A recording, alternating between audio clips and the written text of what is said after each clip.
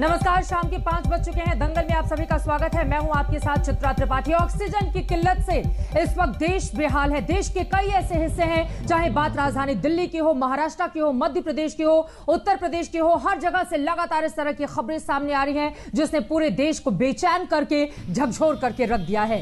इस सब के बीच बड़ा सवाल यह खड़ा हो रहा है कि आखिर ऑक्सीजन की इस किल्लत को दूर क्यों नहीं किया जा रहा। हालांकि अब से कुछ देर पहले आपको बता दें कि आज प्रधानमंत्री की मुख्यमंत्रियों के साथ बैठक में इस बात पर भरोसा दिया गया है कि ऑक्सीजन की किल्लत को तुरंत दुरुस्त किया जाएगा। इसके लिए बाकायदा अब रेलवे की मदद ली जा रही है, एयरफोर्स सेवाओं की मदद ली जा रही है। लेकिन इन सब के बीच अस्पताल के बाहर जो मरीज के परिजनों की लंबी कतार है, जो उनके तीमारदार है, वो बेचैनी महसूस कर रहे हैं क्योंकि एक तरफ उनके मरीज की सांसें अटकी हुई हैं, वहीं दूसरी तरफ इस पूरे मामले में घनघोर राजनीति भी हो रही है।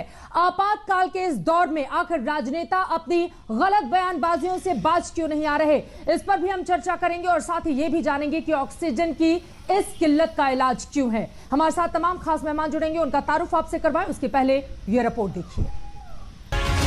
दिल्ली पर ये कैसी आफत आई है। सारे संसाधन कम पड़ गए, बड़े बड़े अस्पतालों के बिस्तर कम पड़ गए, न पैसा काम आ रहा है न रुतबा। हर कोई बेबस बना हुआ है। जिधर देखिए चेहरे पर बेबसी, आंखों में पानी और सिस्टम के खिलाफ शिकायतों से भरी हुई जुबान। मम्मी को ऑक्सीजन की जरूरत है, कहीं बेड नहीं मिला, ऑक्सीजन नहीं मिल रही कहीं पर। केजरीवाल को, हर्षवर्धन को फोन करा, वो कह रहा अभी भेज रहे, कोई नहीं आ रहा यहाँ पर। सर सारे हॉस्पिटलों में घूम लिया हमने, सारे हॉस्पिटल में, जीटीबी, लोकनायक, सारे हॉस्पिटलों में घूम लिया। सर कुछ मदद कर दो सर। ये दिल्ली के गुरु तेग बहादुर अस्पताल के बाहर की तस्वीर है। स्ट्रेचर पर मरीजों की भीड़ देखकर लगता है मानो कोई वार्ड हो, लेकिन ये कोई मेडिकल वार्ड नहीं। ये वो मरीज हैं जिन्हें अस्पतालों में जगह नहीं मिली। अब मरीज जाएं तो कहां जाएं? पूर्वी दिल्ली ही नहीं बल्कि दिल्ली के सबसे बड़े अस्पतालों में से एक है जीटीबी अस्पताल, जो कि सैकड़ों मरीजों का इलाज करता है, खासतौर पे कोविड के समय में। और ये सामने है कोविड वार्ड, जहां पर बाहर में आसमान के ठीक नीचे मरीजों को रखा गया है। मरीज यहां पर इलाज करवा रहे हैं क्योंकि अंदर सब कुछ भर चुका है पूरी तरह से, कोई भी जगह नहीं है यहां पर। और यही वजह है कि जो मरीज हैं उनको बाहर स्ट्रेचर पर लिटाकर इलाज देना पड़ रहा है। ये तस्वीरें आपको चौंकाने वाली हैं क्योंकि धूप, गर्मी, बारिश सब के बीच में सारे मरीज इस समय सीधे सीधे आसमान के ठीक नीचे, खुले आसमान के नीचे, पेड़ के नीचे यहाँ पर लेटे हुए हैं। जीटीबी अस्पताल का हाल देख लिया, अब लोकनायक जयप्रकाश अस्पताल के बाहर का हाल भी देख लीजिए। मरीजों और उनके परिजनों की बेबसी देखकर पत्थर दिल इंसान भी पिघल जाए। आधे दिल्ली से ज्यादा हॉस्पिटल में बस एक ही जवाब है, बेड नहीं है, बेड नहीं है, बेड नहीं है। अभी एक पेशेंट मेरे घर में पड़ा, मेरा लड़का, अब इसको देखो उसको देखो। दिल्ली वालों की हर सुबह खौफ में शुरू हो रही है। आज सुबह दिल्ली के मशहूर गंगाराम अस्पताल और मैक्स अस्पताल साकेत में भर्ती मरीजों की सांसें उस वक्त अटक गईं जब पता चला कि ऑक्सीजन की सप्लाई महज 1-2 घंटे की बची है। हालांकि वक्त रहते ऑक्सीजन सिलेंडर पहुंच गए। दिल्ली के अस्पतालों में ऑक्सीजन की सप्लाई में भारतीय वायुसेना के C-17 और IL-76 एयरक्राफ्ट की मदद ली जा रही है। इन विमानों से खाली टैंकर को पानागढ़ पहुंचाया गया है, फिर इन्हें दिल्ली लाया जाएगा। विमानों में ऑक्सीजन से भरा कंटेनर लाना संभव नहीं, लेकिन विमानों से खाली कंटेनर को वापस ले जाने से एक तरफ का समय बच जाता है। ट्वीट करने के साथ ही तमाम जो पूरा महकमा है वो इस काम में जुट गया कि जल्द से जल्द ऑक्सीजन पहुंचे, क्योंकि 700 कोविड के पेशेंट इस हॉस्पिटल में जो साकेत में है यहाँ पर एडमिट है। जाहिर तौर पर इस ट्वीट के तुरंत बाद पूरा महकमा एक्शन में आ गया। ये बोल लिखा गया था ट्वीट में कि रात 1 बजे से उनसे प्रॉमिस किया जा रहा है इनॉक्स के द्वारा कि ऑक्सीजन पहुंच जाएगी, लेकिन अब तक ऑक्सीजन नहीं पहुंची है। लेकिन ट्वीट करते ही जब सबको जानकारी लगी तो पूरा महकमा एक्शन में आया और उसके बाद 3 घंटे की ऑक्सीजन पहुंच चुकी। दिल्ली में सरकार और अस्पताल के स्तर पर सारी कोशिशें जारी हैं कि किसी तरह मरीजों की जान बच जाए, लेकिन संकट के आगे सारी कोशिशें छोटी पड़ रही हैं। लोग बुरी तरह हताश नजर आने लगे हैं। मेरा पेशेंट 2-3 दिन से पड़ा है, लेटरिन बाथरूम करने करके लेटा हुआ, कुछ देखभाल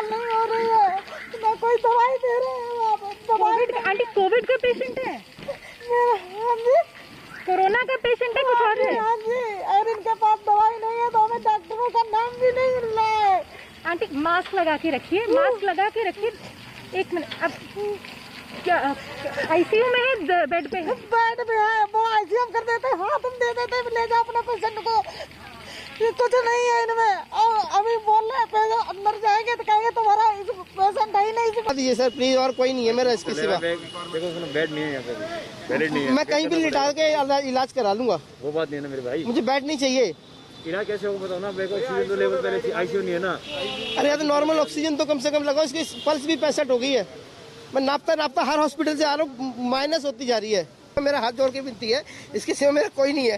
मैं बाइक चला के रोता हुआ है इसके लिए, लेकिन कोई भी सुन नहीं रहा। इससे कुछ तो मेरा तो कौन देखेगा? बेटी सियानी है, एक छोटी है गोद की,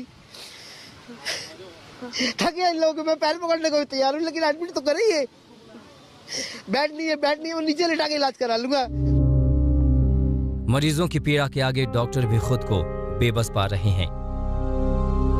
It will be very deplorable condition, very unfortunate condition. We probably, you see, we as a doctor, we as a hospital, we are supposed to give life. If we cannot give them oxygen even, what is the situation? When patient comes to, patient will die. Patient will die. Delhi में हालात खराब बने हुए हैं। ये संकट कब और कैसे खत्म होगा, इसका अंदाजा लगाना मुश्किल हो रहा है। ऐश्वर्या पालीवाल और कुमार कुणाल के साथ आज तक ब्यूरो। अगर हम ऑक्सीजन भी नहीं दे पाए तो मरीजों की जान कैसे बचेगी? ये कहते कहते डॉक्टर किस कदर भावुक हो उठे, तस्वीरें आपने देखा। और यकीन मानिए ये तस्वीरें हम सबको बेचैन करने वाली हैं। आखिर इतनी बेबसी, इतनी बदनसीबी, इतनी बदनीयती मौजूदा वक्त में हिंदुस्तान को, इस देश को देखने को क्यों मिल रही है? इसी पर चर्चा करने के लिए कई खास मेहमान इस वक्त हमारे साथ जुड़ चुके हैं। उनका तारुफ आपसे करवा देती हूं। हमारे साथ भारतीय जनता पार्टी की ओर से स्पोक्स पर्सन गौरव भाटिया इस वक्त जुड़ चुके हैं। कांग्रेस पार्टी की ओर से प्रवक्ता हमारे साथ रोहन गुप्ता मौजूद हैं। और साथ दो बड़े देश के डॉक्टर भी इस वक्त हमारे साथ मौजूद हैं। डॉक्टर राजेंद्र के धामीजा, आप head of neurology department Lady Hardinge Medical College के हैं, हमारे साथ इस वक्त लाइव जुड़े हुए हैं। और साथ ही हमारे साथ जुड़े हुए हैं डॉक्टर कौशल कांत मिश्रा, आप डायरेक्टर हैं फोर्टिस एस्कॉट हॉस्पिटल के। सबसे पहले डॉक्टर राजेंद्र, में शुरुआत आपसे ही करते हुए, चूंकि राजनीति तो अपनी जगह, आरोप प्रत्यारोप का दौर, एक तरफ दावे, दूसरी तरफ वादे, वहीं विपक्ष का निशाना, लेकिन डॉक्टर्स की सोच क्या कहती है? ये जो मौजूदा वक्त में जगह जगह बिलखते परिजन, उनके मरीज पूरे तीमारदार हमें दिखाई दे रहे हैं। ये दिक्कत कब दूर होगी? सरकार की ओर से, व्यवस्था की ओर से क्या भरोसा दिया जा रहा है? ऑक्सीजन की कमी कब तक पूरी तरह से ठीक कर ली जाएगी? इस बारे में क्या कोई भी आश्वासन आप देश को, दिल्ली को देना चाहेंगे? कोई भी जानकारी है इस बाबत आप लोगों के पास? चित्रा जी, स्थिति बहुत ही गंभीर है, इसमें कोई शक नहीं। कैटास्ट्रोफिक हम बोलते हैं या डेवास्टेटिंग बोलते हैं। और ये हम जो देख रहे हैं, ये we are paying price for being lax in the month of December January. ये जो हमारा सितंबर अक्टूबर तक हम सब लोग जो हैं बिल्कुल सब ठीक कर रहे थे, पूरा का पूरा हम अपना जो है सावधानियां रख रहे थे, कोविड अप्रोप्रिएट बिहेवियर हो, चाहे वो हम उस पीक से नीचे आ रहे थे।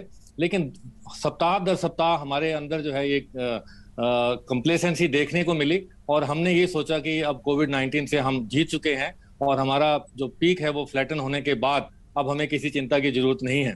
तो एक तो ये कारण रहा इसका कि हमारे बिहेवियर में चेंज आया, लोगों के बिहेवियर में चेंज आया और ये कलेक्टिव चेंज आया। ये नहीं कि कुछ लोगों में, ये बहुत सारे लोगों में कलेक्टिवली ऐसा देखने को मिला कि increase in Covid appropriate behaviour में जो होनी चाहिए थी वो बल्कि उल्टा हो गया। जो लोगों में लापरवाही देखने को मिली वो बढ़ गई। और दूसरा ये भी हुआ कि वायरस ने भी अपना बिहेवियर चेंज किया। आपने देखा होगा कि वायरस ने नए नए वेरिएंट्स जो हम बात करते हैं, चाहे 117 के यूके का हो या 1617 इंडिया का डबल म्यूटेंट हो, सो ये दोनों चीजें जो है मिलकर। और तीसरा हमारे पास एक विंडो पीरियड था जब वैक्सीनेशन का जनवरी से लेके फरवरी तक, उस समय सरकार ने बहुत मेहनत करके वैक्सीन को ला के शुरुआत की, लेकिन लोगों में उतने उत्साह देखने को नहीं मिला। वैक्सीन हेजिटेंसी एक बहुत बड़ा कारण रही और शुरुआत में तो कुछ बड़े बड़े हॉस्पिटल्स में 100 में से 20-20 लोग आए। तो वो जो टाइम था हमारा जब फटाफट हम वैक्सीनेशन करने का, उसमें हमसे थोड़े स्लो हो गए और वो जो वैक्सीनेशन ड्राइव जो उस समय गति मिलनी चाहिए थी उसमें लोगों की भागीदारी थोड़ी कम रही।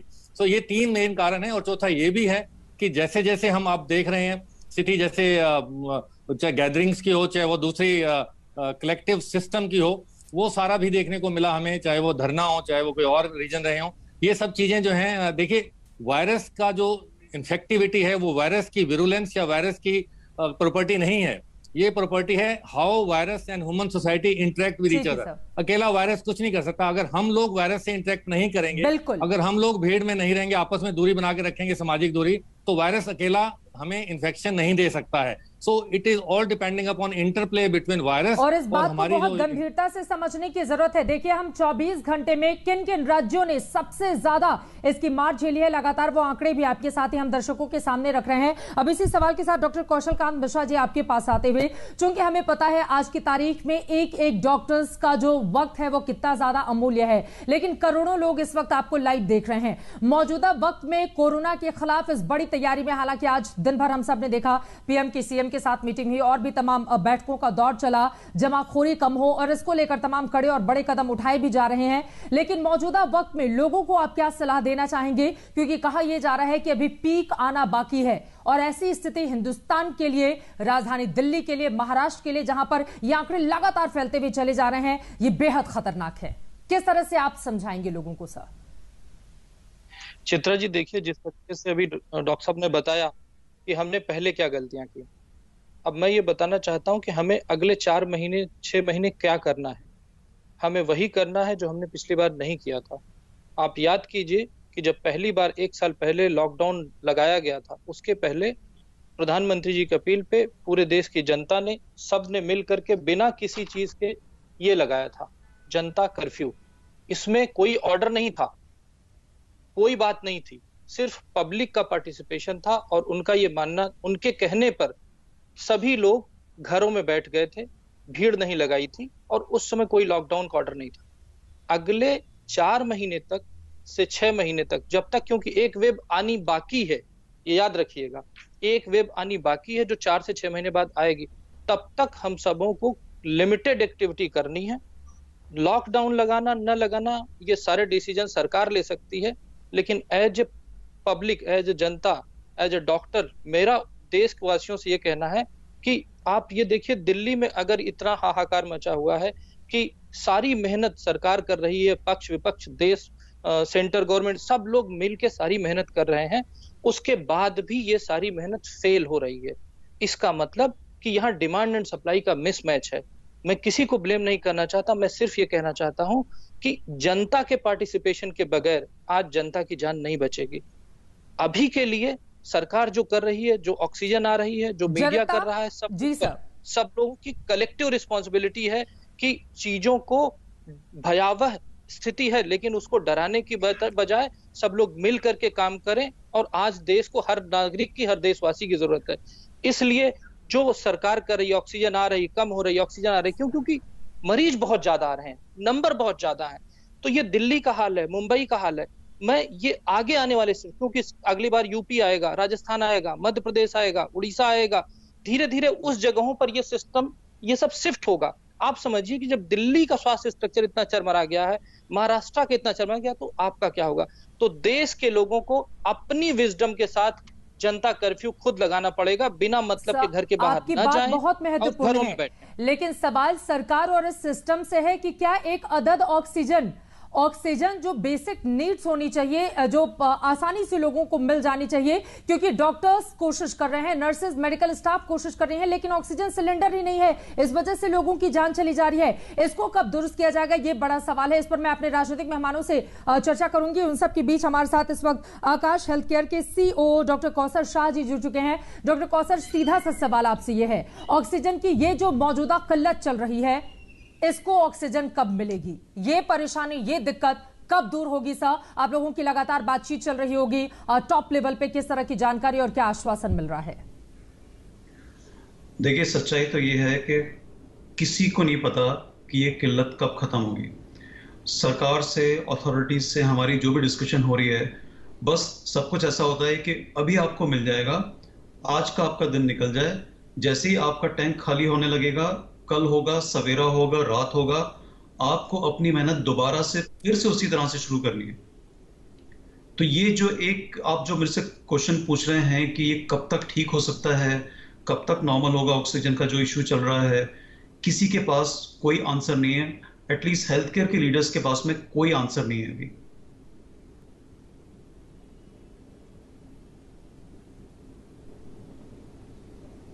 जी सर, अब इसी सवाल के साथ मैं सीधे आपके पास आना चाहूंगी गौरव भाटिया जी। कोरोना की लहर ने सरकारी तंत्र की पोल खोलकर रख दी है। अब सवाल बड़ा यह है, ये जो ऑक्सीजन की किल्लत जगह जगह तकरीबन हर एक अस्पताल में देखी जा रही है, इसको चुस्त दुरुस्त इसको पूरा कब किया जाएगा? क्या भरोसा देना चाहेंगे आप? सत्ताधारी पार्टी के आप बड़े प्रवक्ता हैं गौरव भाटिया जी। पूरा देश एक एक सांसें इस वक्त गिन रहा है, उसके लिए बहुत ज्यादा मुश्किल की यह घड़ी है। क्या बोलना चाहेंगे ऐसे वक्त में आप? देखिए, राजेंद्र सुना, कौशल जी को सुना, और साथ में आकाश हेल्थ केयर से डॉक्टर कौसर जी हैं। सबसे पहले तो मैं आपको सल्यूट करता हूं कि आप लोग पूरी कर्तव्यपरायणता से देश में नागरिकों की जान बचा रहे हैं, और आपका काम पेशेंट की जान बचाना है और सरकारों का। और जब मैं सरकार कहता हूं तो केंद्र की सरकार और प्रदेश की सरकार दोनों की बात करता हूं। हमारा काम ऑक्सीजन सप्लाई सुनिश्चित करवाना है। और ये भी चित्रा जी आप मानेंगी कि एकदम से ये जो कोविड की लहर आई है तो इसमें ऑक्सीजन की कई जगह कमी पाई गई थी, और इसीलिए प्रधानमंत्री जी ने कल भी एक बैठक का दौर किया और आज भी मुख्यमंत्री से भी बैठक थी विभिन्न प्रदेशों की, और साथ साथ जो ऑक्सीजन बनाती हैं उन कंपनियों के प्रतिनिधियों से भी बैठक थी। और जब हमारी बात हो रही है तो मैं यही कहूंगा कि किस तरह से एयरफोर्स के विमानों में खाली कंटेनर लाए जा रहे हैं जिससे जल्दी ऑक्सीजन हर प्रदेश तक पहुंचे, किस तरह से ऑक्सीजन एक्सप्रेस ट्रेनों का भी इस्तेमाल किया जा रहा है कि ऑक्सीजन पहुंचे। और आप देखेंगे आज भी और कल भी स्थिति अब यहां से बेहतर होगी। आपने क्योंकि दिल्ली की बात करी तो मैं सकारात्मक बात करते हुए ऑक्सीजन पे पहले बता दूं, दिल्ली का कोटा 378 मेट्रिक टन था प्रतिदिन, 480 कर दिया गया। और दिल्ली हाईकोर्ट के समक्ष एफिडेविट में ये बात कही गई कि दिल्ली के अस्पताल, चाहे वो मूलचंद अस्पताल हो, मैक्स अस्पताल हो, प्राइवेट हो, सरकारी हो, वहां पे ऑक्सीजन की सप्लाई बढ़ा दी गई है। लेकिन फिर भी मैं ये समझता हूं कि कुछ नागरिक हैं जिनके परिजन बीमार हैं, ऑक्सीजन नहीं पहुंच पा रहा है, तो हम लोग रात दिन एक करके ये सुनिश्चित करेंगे कि दिल्ली में ही नहीं हर प्रदेश में नागरिकों को ऑक्सीजन मिले। दूसरी बात, 24 घंटे में केंद्र की सरकार ने क्या किया है सकारात्मक में बताना चाहूंगा। 24 घंटे में और कितनी जल्दी किया है, अगर आप मुझे आधा मिनट और दे दें, उसके बाद आप सवाल पूछ लीजिएगा। डीआरडीओ ने 500 ICU beds PM care fund का इस्तेमाल करते हुए चालू किए हैं, और दिल्ली में बेड कैपेसिटी जो सेंट्रल केंद्र की सरकार के अधीन आते हैं अस्पताल, 1090 बेड से इसको बढ़ा के 3800 बेड कर दिया गया है। ये हो रहा है और अगले 24 घंटे में और बढ़ जाएगा। ऑक्सीजन सप्लाई का मैंने बता ही दिया, मैं दोहराऊंगा नहीं। चौथा, गुजरात में भी मैं एक उदाहरण दे दूं, 900 बेड का अस्पताल कल तक जो है वहां पे बढ़ा दिए गए हैं और जो है बनेगा। और 80 करोड़ जो हमारे गरीब वर्ग के सर, अब मैं कुछ और उदाहरण आपको देते हुए अब मैं जरा रोहन जी से भी प्रतिक्रिया लूंगी, क्योंकि पॉलिटिक्स ऐसा लग रहा है कि एक नया ऑक्सीजन विपक्ष को भी मिल रहा है इस वक्त। लेकिन उसके पहले जल्दी से नहीं, चूंकि आपने एग्जांपल दिया है गौरव भाटिया जी, आपको पता है गुजरात में अस्पतालों के बाहर लंबी लंबी एम्बुलेंस की कतारें लगी हुई हैं, जहां पर लोगों का इलाज किया जा रहा है क्योंकि अंदर बेड नहीं है। आपको पता है उत्तर प्रदेश के मेरठ से, मैं ज्यादा दूर नहीं जाना चाहूंगी क्योंकि आप जहां हैं वहां से कुछ ही दूरी पर, मेरठ में ऑक्सीजन की लूट मच गई जब ऑक्सीजन सिलेंडर भर कर लाया गया अस्पताल के बाहर। इस तरह की तस्वीरें लगातार, मैं सिर्फ बीजेपी शासित राज्यों की ही बात कर रही हूं। इसका भी उदाहरण दीजिए आप कि मौजूदा वक्त कितना ज्यादा संकट लेकर आया है और तैयारी आखिर पहले से क्यों नहीं की गई थी सरकारों की ओर से। लेकिन रोहन जी, मैं आपके पास आते हुए, देखिए विपक्ष और कांग्रेस पार्टी राजनीति बहुत ज्यादा कर रही है। ऐसा लग रहा है कि बैठे बिठाए कोरोना के आंकड़ों ने उसको ऑक्सीजन दे दिया है। लेकिन सर, छत्तीसगढ़ का हाल, राजस्थान का, दूसरे जगहों का आप भी तो एग्जाम्पल सामने रखे ना कि हमने यहां पर व्यवस्था बेहतर करा दी। महाराष्ट्र, जहां आपकी सरकारें हैं, वहां पर क्या हो रहा है? चित्रा, सबसे पहले मैं कल आपकी चैनल पे डिबेट पे था और रवि मलिक जी रेडिक्स हॉस्पिटल के चीफ थे और वो चिल्ला कर कह रहे थे, रो के कह रहे थे कि मुझे भी पर्सनली जाना पड़े, मैं पर्सनली जाऊंगा, पर मुझे ऑक्सीजन चाहिए, नहीं तो कल ये ऐसा हाल होगा कि काफी मरीज मर जाएंगे। और आज सुबह हमने देखा कि गंगाराम अस्पताल में ऑक्सीजन के कारण कितने मरीजों की मौत हुई। ये नहीं देखा जाता चित्रा जी। सबसे पहली चीज, हम लोग दोषारोपण ये सारी चीजें हम बाद में करेंगे, सबसे बड़ी चीज है ऑक्सीजन, जो इमरजेंसी की चीज है जिससे लोगों की तड़प तड़प के मृत्यु हो रही है, वो हम कैसे देख सकते हैं? वहां पे किसी के आर्ग्यूमेंट की, आंकड़ों की बात ही नहीं है। पहला काम है, बाकी सारी चीजें होती रहेगी। पहला काम है कि ऑक्सीजन की जो परिस्थिति है उसको ये सरकार कुछ भी करके नॉर्मल करे। ये पूरे देश की जरूरत है, ये पूरे राष्ट्र की जरूरत है। ये नहीं देखा जाता और ये क्यों हो रहा है चित्रा जी?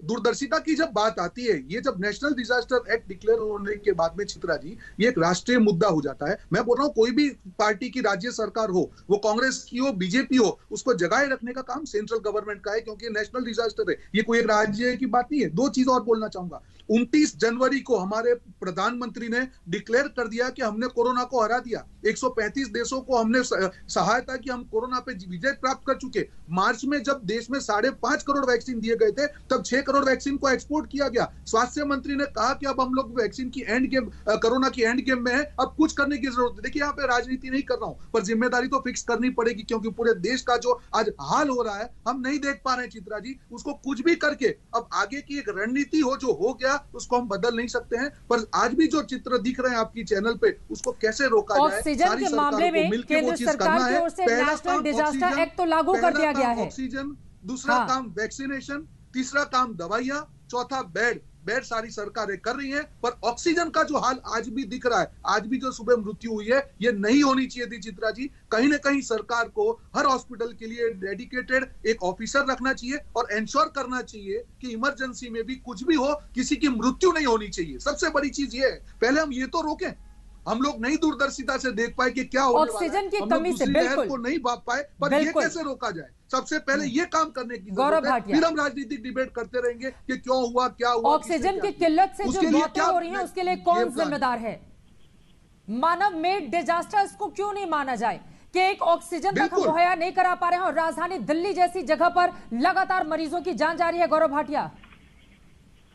चित्रा जी, मैं उम्मीद करता हूं बीच में नहीं टोका जाएगा। और देखिए, पूरा खुल्लम खुल्ला राजनीति हुई, इसलिए कुछ प्रश्न पूछ रहा हूं और राजनीति नहीं कर रहा हूं, लेकिन नागरिकों की जान बचाने के लिए पूछ रहा हूं। आप मुझे बताइए, आज विजय वल्लभ अस्पताल में जिस तरह से आईसीयू में आग लगी, और ये तीसरी घटना है पिछले 15 दिन में महाराष्ट्र में, और करीब 13 लोगों की जान चली गई। आप मुझे बताइए, पुणे नासिक में ऑक्सीजन सप्लाई हुई थी ना, उस ऑक्सीजन की जो बर्बादी हुई है चित्रा जी, उसके लिए जिम्मेदार कौन है? तीसरा, विनायक अस्पताल में क्या हुआ था? ऑक्सीजन सप्लाई रुक गई थी, ये महाराष्ट्र में ही हुआ था, और 22 लोगों की जान गई थी। और क्या सवाल नहीं पूछे जाएंगे? मैं आपको एक जानकारी चित्रा जी और दे दूं। नेशनल डिजास्टर मैनेजमेंट एक्ट करने का मतलब ये नहीं होता है कि हेल्थ जो स्टेट सब्जेक्ट है, बेड, ऑक्सीजन, वेंटिलेटर और दवाइयां, इसमें प्रदेश सरकार की कोई जिम्मेदारी नहीं। आज 600 मौतें महाराष्ट्र में हुई हैं, पूरे देश में सबसे ज्यादा। और इनसे सुनिए, अब चित्रा जी मैं बात पूरी कर लूं, मुझे पता है आप सर हिला रही हैं, लेकिन मैं अपनी बात तब भी पूरी करना चाहूंगा। ये सवाल जरूर पूछिएगा। 23 तारीख को राहुल गांधी का ये ट्वीट है, ये राजनीति नहीं है तो और क्या, lack of ICU beds which is causing many deaths, government of India this is on you. क्यों महाराष्ट्र पे क्यों नहीं बोलते? 22 तारीख को उनका ट्वीट है, भारत में संकट सिर्फ कोरोना नहीं, केंद्र सरकार की जन विरोधी नीतियां हैं। 21 को India still has no covid strategy, और उसके बाद 20 को उन्होंने फिर से एक ट्वीट किया, प्रवासी एक बार फिर पलायन कर रहे हैं। और मैं बताना चाहूंगा बड़ी जिम्मेदारी से, 80 करोड़ भारतीयों को जो गरीब हैं, उनको राशन 2 महीने का 5 किलो हम लोग, केंद्र सरकार सुनिश्चित करा रही है। चित्रा जी, एक सवाल बनता है, आप पूछिएगा अगर आप सहमत हो मुझसे। तो ये सुनिश्चित कराने की जिम्मेदारी भी थी। मैं गौरव लौटूंगी, ब्रेक के लिए मुझे रुकना है। आप महाराष्ट्र का एग्जाम्पल दे रहे हैं, आप राहुल गांधी के ट्वीट को बार बार पढ़ रहे हैं, तो महाराष्ट्र के एग्जाम्पल के साथ साथ अगर आप बात यूपी की भी कर लेते, अगर मध्य प्रदेश की भी कर लेते, बीजेपी शासित राज्यों ने क्या वो इच्छा शक्ति दिखाई जिसके जरिए वहां पर मरीजों के हालात बेहतर है, तो शायद अच्छा रहता। एक उंगली गौरव भाटिया मौजूदा वक्त में अगर हम सामने वाले को दिखा रहे हैं ना, तो 3 खुद की ओर भी इशारा कर रही हैं। लेकिन राजनीति से तर क्या सत्ता पक्ष और विपक्ष को एक साथ कदम से कदम मिलाकर इस महामारी के दौर में एक साथ आगे नहीं बढ़ना चाहिए, ताकि एक एक जान को हम बचा सके? सांसों की किल्लत है, लेकिन राजनीति को भी ऑक्सीजन की जरूरत है। अस्पतालों के बाहर दम तोड़ती व्यवस्था ने तंत्र को लेकर तमाम तरह के सवाल खड़े कर दिए हैं। जरा सोचिए, पिछली बार हम सैनिटाइजर, मास्क, ये सारी चीजें खरीद रहे थे और इस साल स्थिति ये हो गई है कि ऑक्सीजन के लिए दर दर लोगों को भटकना पड़ रहा है। पैसे होने के बावजूद लोगों को ऑक्सीजन तक मुहैया नहीं हो पा रहा। इसके लिए जिम्मेदार जवाबदेह कौन है? इस किल्लत को कैसे दूर किया जाए और लोग क्या करें ताकि आगे आने वाले, आपको बता दें, मई के मध्य में कहा जा रहा है कि अभी कोरोना का पीक आएगा जब आंकड़े बेतहाशा बढ़ेंगे। ऐसे में जो आम लोग हैं उनको अभी से क्या किए जाने की जरूरत है, इसी बात को लेकर हम लगातार चर्चा कर रहे हैं। लेकिन रोहन जी, मैं सीधे आपके पास आते हुए, क्योंकि गौरव ने भी कई सवाल खड़े किए थे ब्रेक से पहले, उसका भी जवाब दीजिए। और महाराष्ट्र में क्या हो गया है? कभी ऑक्सीजन लीक की वजह से लोगों की जान जा रही है, कभी आग लग जाने की वजह से 14-14, 13-13 लोगों की मौत हो जाती है। 3-3, 4-4 लाख रुपए आईसीयू में एडमिट कराने के लिए हॉस्पिटल की ओर से लिए जाते हैं और वहां पर फायर सेफ्टी का कोई इंतजाम नहीं दिखा। इस वजह से लोगों ने दम तोड़ दिया। समझ रहे हैं ये कितना कलंक है अब वहां की व्यवस्था के नाम पर, रोहन गुप्ता जी? बिल्कुल चित्रा जी, ये कोई भी राज्य में हो ये बहुत बुरी बात है। मैं आपको गुजरात का एग्जांपल दे दूं। 1 साल पहले आईसीयू में आग लगने से कितने दर्दी झुलस गए थे। यहाँ पे हम वापस में आपको बोलना चाहूंगा, केंद्र और राज्य की हम बात नहीं कर रहे हैं। देखिए चित्रा जी, हमारे देश में ये व्यवस्था काफी फिक्स है कि कौन सी केंद्र की जिम्मेदारी है और कौन सी राज्य की जिम्मेदारी। जहां तक मैं वैक्सीन की बात कर रहा हूँ, जहां पे मैं ऑक्सीजन की बात कर रहा हूँ, जहां तक मैं वेंटिलेटर्स की बात कर रहा हूँ, जहां तक मैं रेमडेसिविर की बात कर रहा हूँ, ये सारे सेंट्रल सब्जेक्ट में आते हैं। और सेंट्रल गवर्नमेंट की जिम्मेदारी, अगर उनकी दूरदर्शिता होती तो ये हाल नहीं होता। दूरदर्शिता क्यों नहीं, मैं उसके एग्जांपल आपको दे रहा हूँ। मार्च महीने में देश में सिर्फ 5 करोड़ वैक्सीन दिए गए और अगर आप 6 करोड़ वैक्सीन एक्सपोर्ट करते हैं तो कैसे दूरदर्शिता हुई? जो वैक्सीन हमारे 40 लाख 41 लाख डोज रोज लगना चालू हो गए थे, वो डोज आज हमारे 20 लाख पे आ गए। आप बताइए दूरदर्शिता कैसे हुई? रेमडेसिविर की मैं बात कर रहा हूँ। पहले वेव में जाना गया कि रेमडेसिविर की एक इम्पैक्ट है, क्यों उसको एक्सपोर्ट करने दिया? ऑक्सीजन की मैं बात कर रहा हूँ। 9,300 मैट्रिक टन ऑक्सीजन को क्यों एक्सपोर्ट करने दिया गया? मेरा सिर्फ ये कहना है कि अगर केंद्र सरकार की दूरदर्शिता होती, राज्य सरकार, कोई भी सरकार किसी भी पार्टी की हो, आप हर रोज उनके साथ डिस्कशन करके कि ये लोगों को बताते कि ये खत्म नहीं हुआ है, सेकंड वेव के आने वाला है, आपको उसके लिए तैयारी करनी पड़ेगी। आज ऑक्सीजन की किल्लत होना, मुझे लगता है व्यवस्था के कोलैप्स होने की सबसे बड़ी उदाहरण है कि ऑक्सीजन का पूरा घूम गए, लेकिन महाराष्ट्र को लेकर आपने जवाब नहीं दिया। और 14 लोगों की मौत का कौन जिम्मेदार है ये भी आपने नहीं कहा। पूरा देश सुन रहा है रोहन गुप्ता, गलत बात है। बिल्कुल, अब बाकी जगहों की बात कीजिए, लेकिन जहां पर आपकी जवाबदेही है वहां को लेकर तो बोलिए कम से कम। दोनों को मिलकर 14 लोगों की मौत हो जाती है हॉस्पिटल के भीतर इसलिए क्योंकि वहां पर फायर सेफ्टी के इंतजाम नहीं थे। किल्लत है वो तो है आपके, और यहाँ पर बैठकर आप लोग पॉलिटिक्स कर रहे हैं। ठीक है, मैं समझ गई। गौरव भाटिया, आप जवाब दीजिए। ठीक है सर, ठीक है, बिल्कुल, उसमें तो कोई चित्रा जी इस पर जवाब दीजिए आप। और इसी सवाल के साथ अब गौरव भाटिया जी, मैं आ रही हूं। गौरव भाटिया जी, 35,000 करोड़ का लंबा चौड़ा बजट रखा गया था सिर्फ वैक्सीनेशन के लिए। उसके आधार पर देखा जाए तो 234 करोड़ वैक्सीन को खरीदा जा सकता है। अब इसका मतलब यह हुआ कि एक बड़ी आबादी को वैक्सीनेशन आराम से दी जा सकती है, लेकिन वैक्सीन पर भी अभी दामों पर ही अटकी हुई है पूरी की पूरी व्यवस्था, पूरा का पूरा सिस्टम। और रोहन गुप्ता ने जो सवाल खड़े किए उस पर भी जवाब दीजिए, गौरव भाटिया। चलिए चित्रा जी, मैं एक बात कहूंगा, रोहन जी हैं, मैं गौरव हूं, कोई बात नहीं, लेकिन एक बात मैं आपको वैक्सीन पर बताता हूं। याद करिए चित्रा जी, जब 2 स्वदेशी वैक्सीन आए तो कांग्रेस पार्टी ने, छत्तीसगढ़ की सरकार ने और पंजाब की सरकार ने क्या कहा? उन्होंने कहा कि कोवैक्सीन जो है ये सुरक्षित नहीं है नागरिकों के लिए और हमें नहीं चाहिए। और आप बताइए, भारत ने 14 करोड़ नागरिकों को टीकाकरण करा है। 10 करोड़ करने की गति सबसे तेज पूरे विश्व में रही है। और जहां तक आप बात कर रहे हैं, अभी भी मैं आपको बता दूं, अभी तक केंद्र सरकार इसका पूरा भार ले रही थी। 35,000 करोड़ रुपए का बजट किया, आगे भी 50% जो वैक्सीन है वो केंद्र सरकार को दिए जाएंगे और ये आगे भी लोगों को मुफ्त मिलेंगे। लेकिन जैसे उत्तर प्रदेश ने, असम ने, भारतीय जनता पार्टी के कई राज्य हैं जिन्होंने कहा है कि हम भार इसका उठाएंगे, वैसे कांग्रेस की सरकारें क्यों नहीं आगे आ सकती? तभी मैंने पूछा था, 11 लाख करोड़ रुपए का बजट है, 5 जो कांग्रेस शासित राज्य हैं, ये लोग सामने नहीं आ सकते हैं? हर चीज केंद्र पे ठीक ना फोड़ेंगे। दूसरी बात, इन्होंने कहा क्यों आप निर्यात कर रहे हैं 9300 मेट्रिक टन का? 0.4% जो इंडस्ट्रियल ऑक्सीजन है वो निर्यात हो रहा है और बाकी मेडिकल यूजेज के लिए है वो ऑक्सीजन सप्लाई अलग होती है। और एक झूठा ट्वीट प्रियंका वाड्रा गांधी ने किया, जिस मीडिया हाउस का उन्होंने जिक्र किया उस मीडिया हाउस ने खुद डिलीट किया। तीसरी बात, राजनीति कितनी ओछी हो रही है ये देखिए, आज पीएम और सीएम की बैठक चल रही थी और एक मुख्यमंत्री अरविंद केजरीवाल, उन्होंने लाइव उसको दिखा दिया। और कुछ चैनल ऐसे हैं, किसी का नाम नहीं लूंगा, उन्होंने एक हेडलाइन दी, केजरीवाल मोदी फाइट। बड़ा दुखद है, प्रधानमंत्री जी ने कभी ऐसी कोई लड़ाई हुई ही नहीं। मैं चुनौती देता हूं उस चैनल को, हाथ में है ये लड़ाई क्या होता है। एक मुख्यमंत्री गोपनीयता नहीं रखता है, प्रोटोकॉल का हमारे पालन चैनल नहीं में करता बैठकर है। किसी और चैनल को क्यों चुनौती दे रहे हैं? वहां पर बैठिएगा तो उस चैनल को पूरी चुनौती दीजिएगा। और आम आदमी पार्टी से अभी तो कोई हमारे साथ है नहीं। गौरव जी, गौरव जी, गौरव जी, गौरव जी, गौरव जी, ठीक है गौरव जी, छोड़ देते हैं। आप अभी आज तक पर बैठे हुए हैं और हम अपनी जिम्मेदारी को अच्छे से समझते हैं। रोहन जी प्लीज, ठीक है, सिस्टर चैनल इंडिया ठीक है सर, ठीक है सर। मैं थोड़ा आगे बढ़ते हुए देखिए, आम आदमी पार्टी से अभी कोई बैठा नहीं है कि आपके इस सवाल का मैं जवाब ले सकूं। रोहन जल्दी से, ठीक है। मुख्यमंत्री लड़ रहे थे, अभी भाजपा प्रवक्ता बौखलाए हुए हैं, क्योंकि आज जब जिम्मेदारी लेने का समय है, मुझे नहीं लगता है कि आर्गुमेंट करना चाहिए। उनको देश को आश्वस्त करना चाहिए था कि ऑक्सीजन की कमी कब खत्म होगी।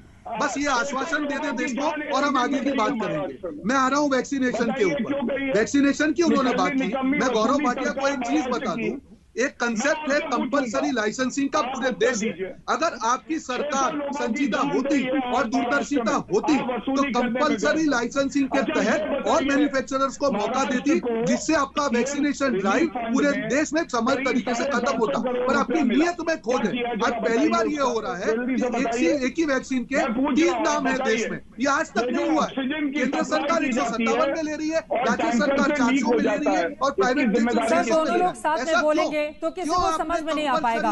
और आप लोग कम से कम अपनी संवेदनशीलता का परिचय दीजिए, क्योंकि आपके साथ जो तस्वीरें इस वक्त पूरा देश देख रहा है ना सर, वो विचलित करने वाली तस्वीरें हैं। गौरव जी और रोहन जी, दोनों ही जी लोगों से मेरा ये निवेदन है, ठीक है सर। मैं आपको एक बार मैं डॉक्टर के पास आते हुए, चूंकि वक्त की कमी है, ब्रेक पर जाना पड़ेगा, लेकिन डॉक्टर राजेंद्र जी मैं आपसे जानना चाहूंगी, पीक आना अभी बाकी है, ऐसे में साहब 2 लाइनों में अगर अपनी बात जल्दी से आप कह पाए, आम लोगों को क्या सलाह देना चाहेंगे मौजूदा वक्त में? चित्रा जी बिल्कुल ठीक कहा, अभी तो पीक आना बाकी है और यूएस में तो 3rd पीक भी आई थी और 3rd पीक 2nd से भी ज्यादा खतरनाक थी।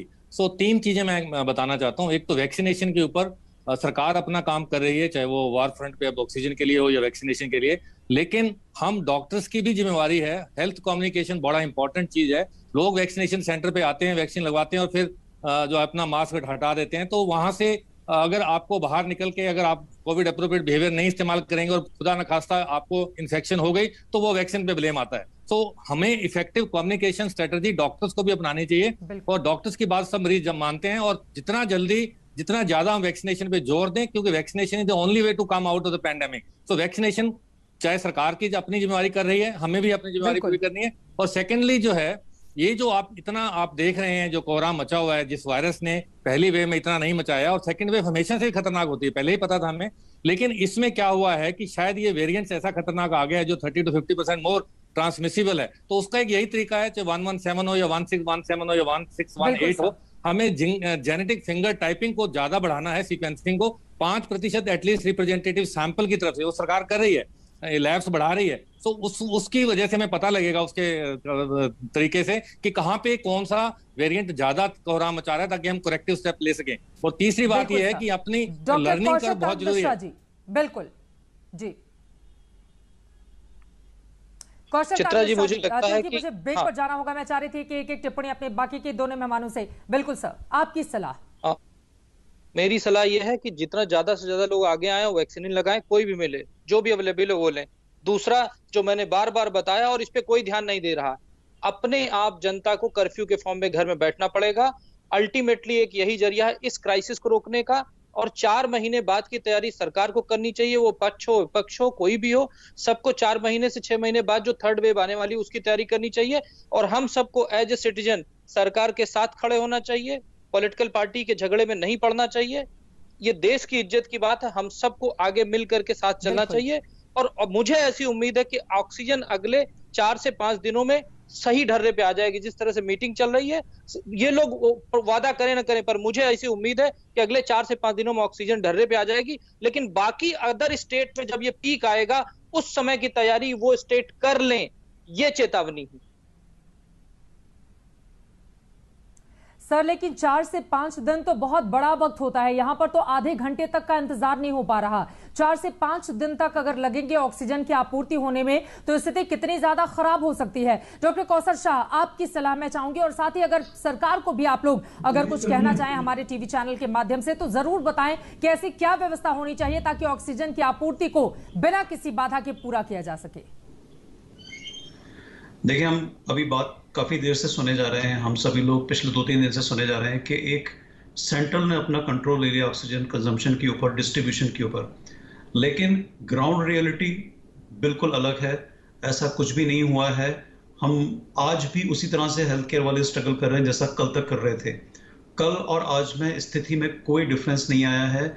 जहां तक ऑक्सीजन की अवेलेबिलिटी का क्वेश्चन आता है, सवाल आता है, हम आज भी राजनीति कर रहे हैं।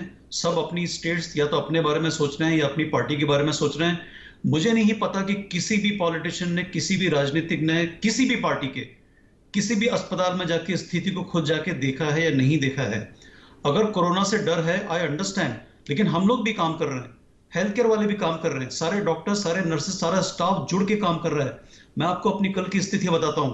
कल जब हमारे पास ऑक्सीजन बिल्कुल खत्म होने वाली थी, मेरे पूरे अस्पताल की टीम तैयार थी, चाहे वो डॉक्टर हो, चाहे नर्स हो, चाहे कोई भी हो, कि अगर ऐसी स्थिति आती है कि हमारे पास ऑक्सीजन खत्म हो गई और अगर भगवान ना करे, गॉड फॉरबिड, हमारे पेशेंट्स कोलैप्स होने स्टार्ट हुए, हम सब कुछ जो बंद पड़ा है करेंगे। कोविड की कोई चिंता नहीं होगी। किसी ने आके नहीं पूछा हमसे अथॉरिटीज में से कि आपको क्या सहायता चाहिए ऐसी स्थिति में। हम लोगों ने OSD अपॉइंट कर दिए हैं, सबके नंबर और नाम सर्कुलेट कर दिए गए सबके तरफ, लेकिन वो लोग फोन ही नहीं उठाते। तो सहायता लें किससे हम, जब सबको पता है किस अस्पताल की कितनी कैपेसिटी है, उनके टैंक्स की, वो कितनी देर रन कर रहे हैं। क्यों उसके पहले हमको नहीं पूछा जाता कि आपके पास सप्लाई अभी अगली अवेलेबल है या नहीं है। वो जब खत्म होने वाली होती है उसकी कुछ देर पहले से हम ही लोग स्टार्ट करते हैं सारा स्ट्रगल। वो स्ट्रगल इतना ज्यादा है, I can not explain to you. उसमें जो जो पॉसिबल होता है वो लोग सब कुछ करते हैं। ईमेल डालते हैं अथॉरिटीज को, कॉल करने की कोशिश करते हैं, मैसेजेस करते हैं, हमारे बंदे जो आउटलेट्स हैं वहां पे जाते हैं। It is a terrible scenario.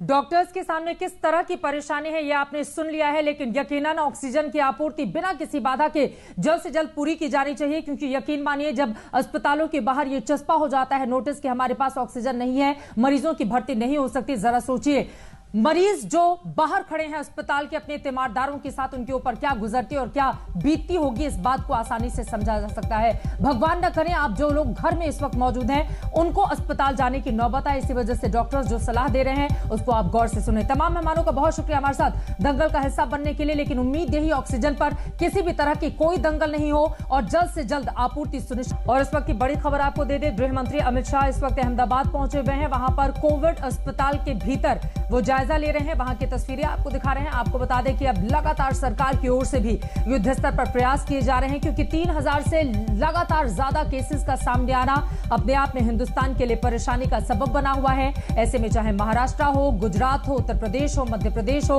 Chhattisgarh हो, ये तमाम वो राज्य हैं जहां पर सबसे ज्यादा क्राइसिस इस वक्त देखने को मिल रही है। फिलहाल गृह मंत्री की तस्वीरें जो अहमदाबाद में जाकर कोविड अस्पताल का जायजा लेते हुए वहां पर व्यवस्था सुनिश्चित करते हुए, जैसे और कोई जानकारी मिलेगी आज तक आप तक पहुंचाता रहेगा। छोटे से ब्रेक के बाद हम फौरन लौटेंगे। दंगल में आज के लिए बस इतना ही, आगे देखिए हल्ला बोल। नमस्कार, मैं हूं अंजना ओम कश्यप। हमें उम्मीद है ये वीडियो आपको पसंद आया होगा।